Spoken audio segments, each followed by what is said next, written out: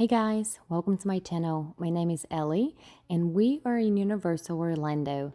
Today we'll be going to Islands of Adventure and this is us going into the Universal Park Studios. Normally there would be a lot of crowds, but due to COVID and the end of the year, there weren't as many people.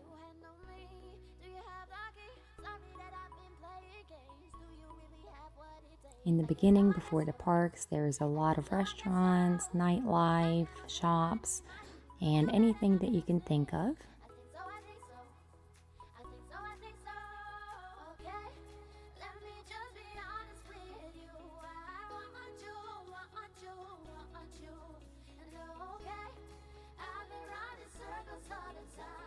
Margaritaville on the left-hand side.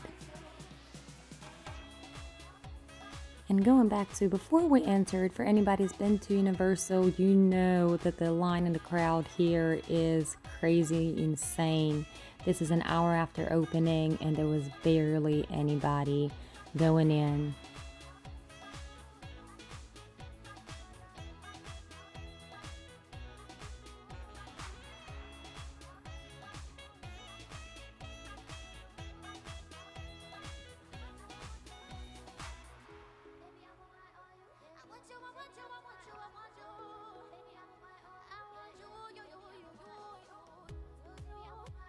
Margaritaville has a bar on the side and they have a plane that's part of the bar and it's pretty unique.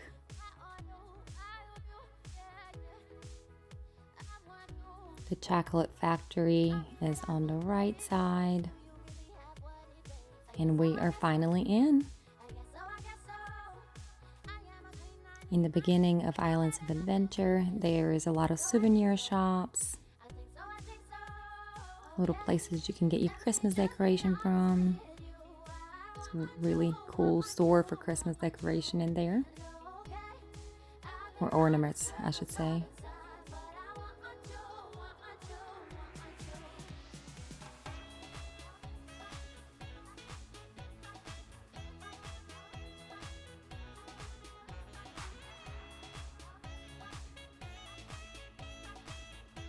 Alex thought this was the monkey from Aladdin and he loves that monkey. He was having a good old time.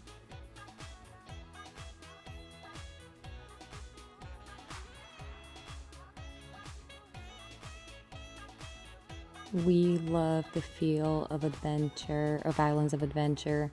It is definitely our favorite park out of the two parks. It has a lot more greenery and a lot more character, at least in our opinion.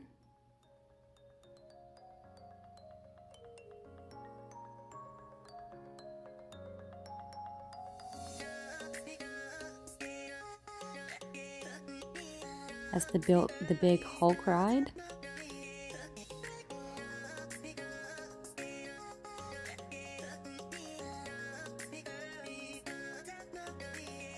The dinosaur attraction was actually being worked on when we were there, so we're not able to see it, but for our next visit it should be open. You see a little bit of Seuss Land over there.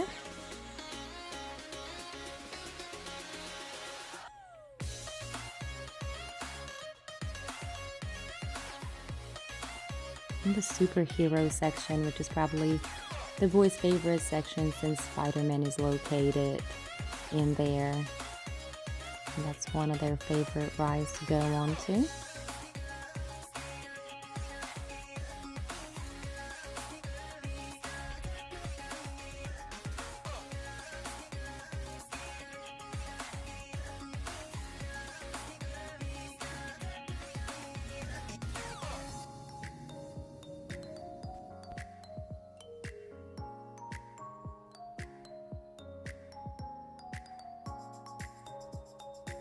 We got to see Spider-Man and the boys were excited about that. You do have to distance yourself and you can't go hug them and play with them, but you still can take pictures.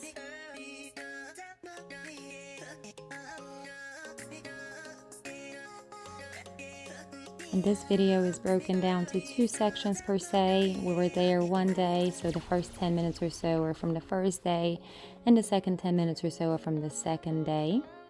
Got to see Popeye.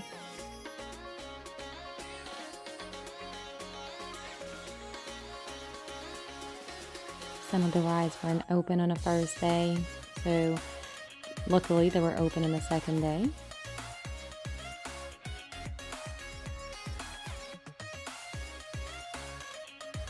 This is one of the water attractions that we'll see in a minute. The Popeye Park is usually a playground for kids, but due to COVID it was closed, so you couldn't go in there.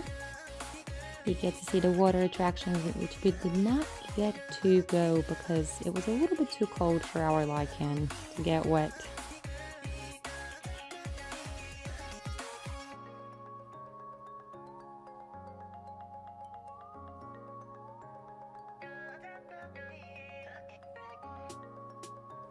This is another water attraction, which looks amazing, but then again, it was about 45 degrees when we were there.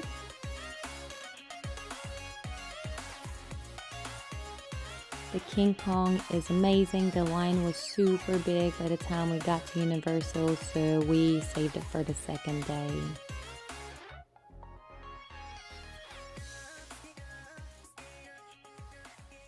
And if you haven't seen my other Universal video of the other park, make sure to check it out, and I'll link it in the description below.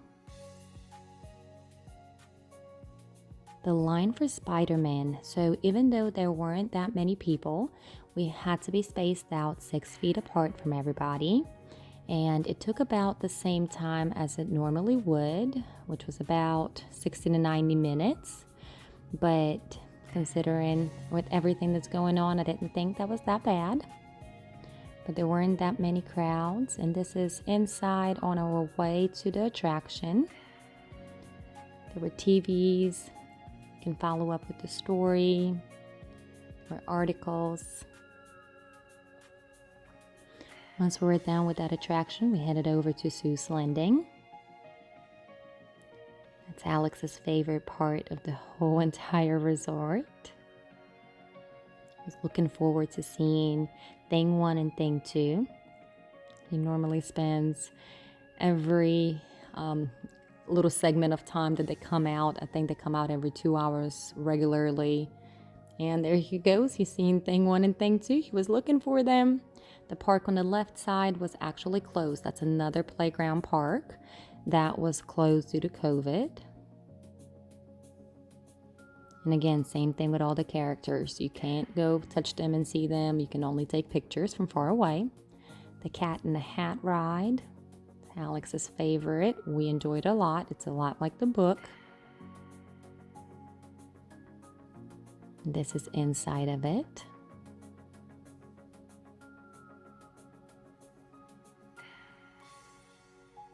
Parts of the story are written on the wall, and there's cute music playing as you walk through.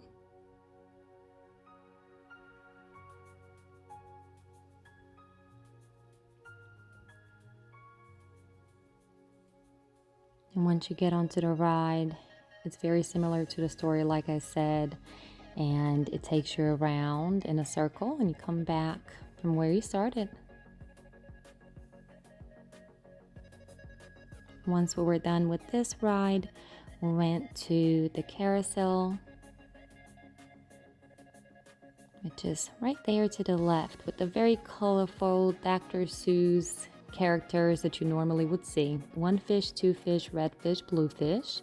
It's another ride that you can potentially get wet, but that depends on how well you operate the fish once you go up in the air. So it instructs you once you go up or to go down. So it was a ride that I was okay with getting splashed. You don't get really soaking wet unless you want to. See the Grinch and Lorax.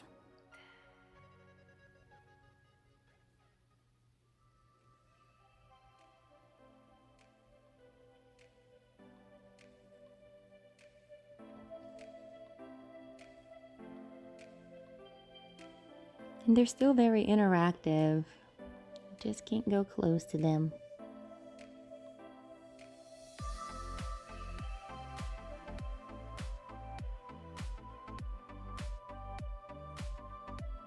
another ride in Seuss Landing, and it's a little train. So there's two ways that you can go. One way it's out and you see the whole Seuss Landing, and then the other way is through the restaurant that they have in there. I always think this rocks are super unique and amazing. There is a restaurant in there, which we didn't stop and eat at, but I'm always intrigued by the way that they have been made. To the right, usually there is a show. It's not a ride, it's a show, but they weren't allowed to do it due to COVID because you're in one room with a lot of people.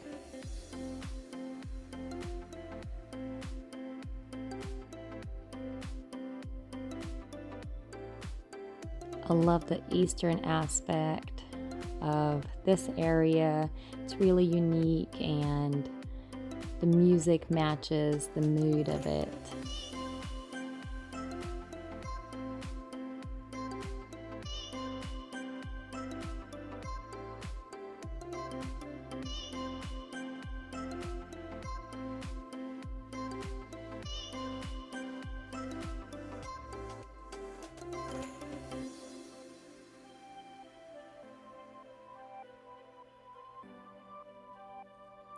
Into the Harry Potter section. So all those people that we've seen in the beginning are usually crowded in here. That's usually a very crowded section no matter what time of the season you go.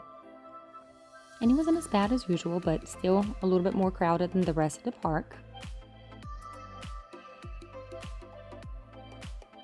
I love the feeling of seeing the snow, and usually we don't go for New Year's. We normally go in February, which is pretty relatively hot in Florida when we go, and seeing the snow makes a huge difference to me. I like it. This is the Harry Potter ride in the castle, and that's one of my favorite rides to go to when we go to Universal.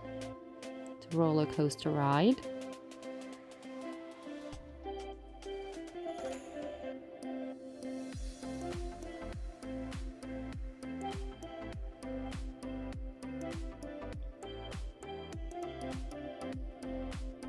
This is still in Harry Potter area.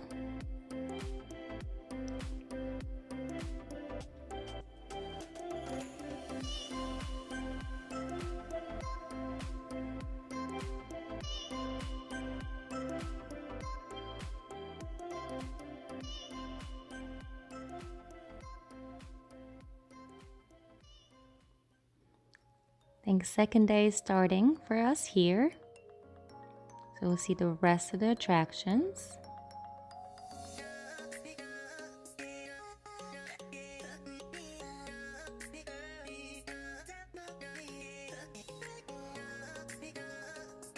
The King Kong attraction did not have as many people, but we got there first thing in the morning.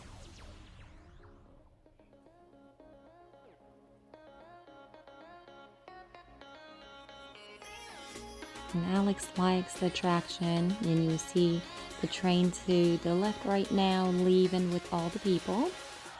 But once we get in the actual part, it's really dark, and the music, he says it's scary. It has skeletons, and I guess it could be a little bit on a scary side if you're younger.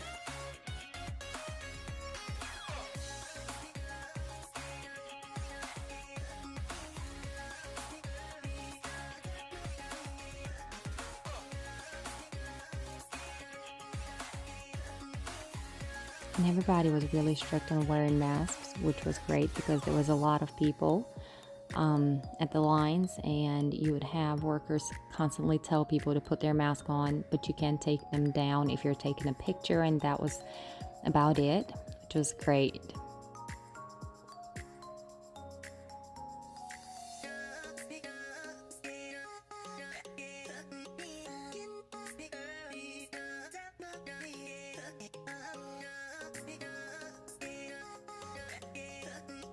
You can see the little skeletons to the right, stacked up and piled up, and Alex is holding on for dear life.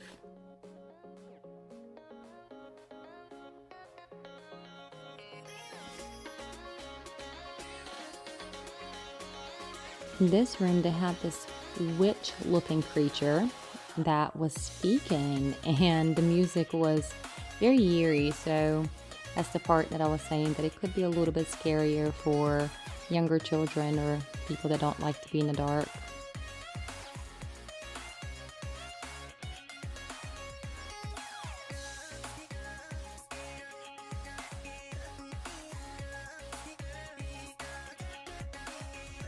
Once we were done with the ride, we headed out to Camp Jurassic.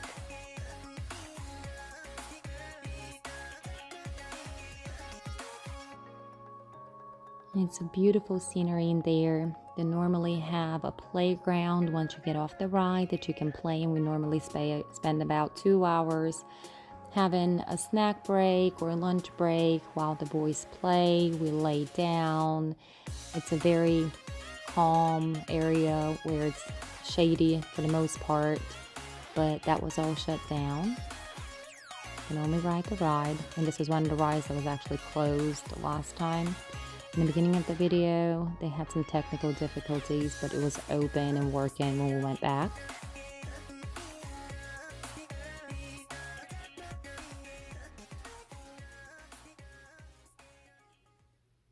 On this ride, you actually can't go on unless you have a child. So I think the child's maximum height has to be either 46 or 48 inches, because Brayden is about that size. So he was able to go, but I think anything a little bit bigger is not permitted. So you can go with an adult, but you have to have a child.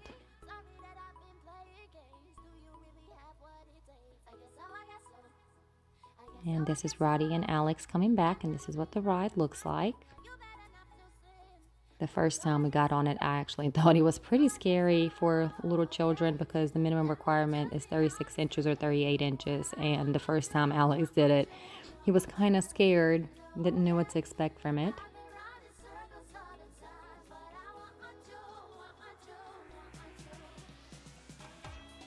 We're heading out to the Harry Potter area from the other side.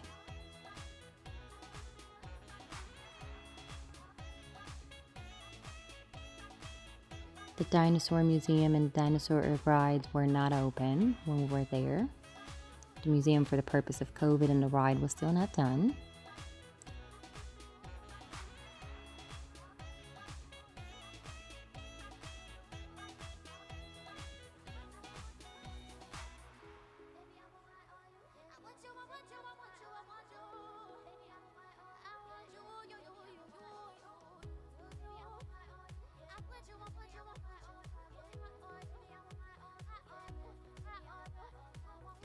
Normally, back here, they'll have a really good show that we always enjoy watching.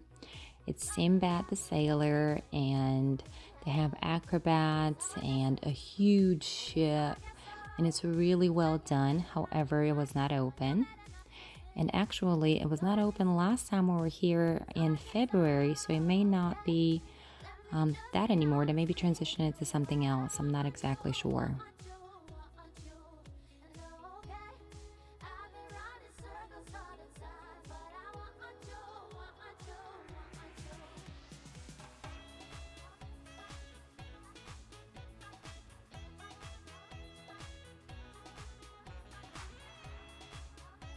And we can't leave Universal with a bunch of souvenirs, so the boys liked these, and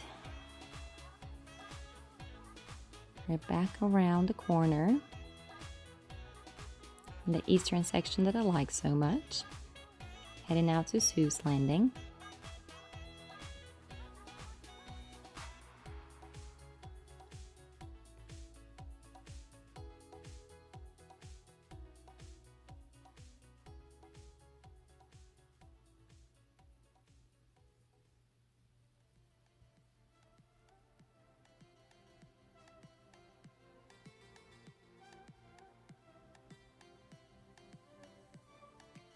Back to Sue's Landing from the other side. It is so colorful. The music is so happy and cheerful. It just makes you feel all kinds of energetic energy because it is just one of those cute little places. And if you have little kids, I highly recommend it, especially if they're Dr. Seuss lovers. Alexander has been obsessed with this place since before he could walk.